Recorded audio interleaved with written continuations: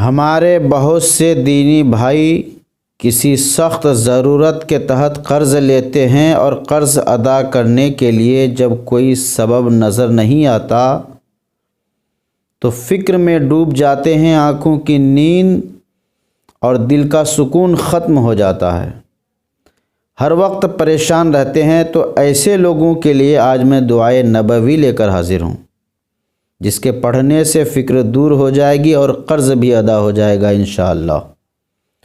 حضرت ابو سعید خدری رضی اللہ تعالی عنہ کا بیان ہے کہ حضور صلی اللہ تعالی علیہ وسلم ایک دن مسجد میں گئے تو وہاں حضرت ابو امامہ رضی اللہ تعالی عنہ کو دیکھا۔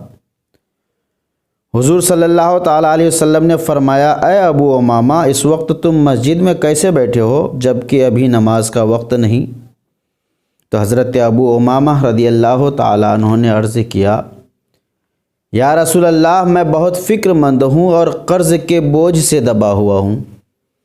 تو حضور صلی اللہ تعالی علیہ وسلم نے فرمایا کہ تم روزانہ صبح و شام یہ دعا پڑھ لیا کرو۔ وہ دعا یہ ہے، آقا نے فرمایا پڑھو، اللہم انی اعوذ بک من الہم والحزن واعوذ بک من العجز والکسل واعوذ بک من الجبن والبخل واعوذ بک من علیہ الدین وقہر الرجال۔ حضرت ابو امامہ فرماتے ہیں کہ میں نے اس دعا کو پڑھا تو میری فکر دور ہو گئی اور خداوند تعالیٰ نے میرے قرض بھی ادا فرما دیے۔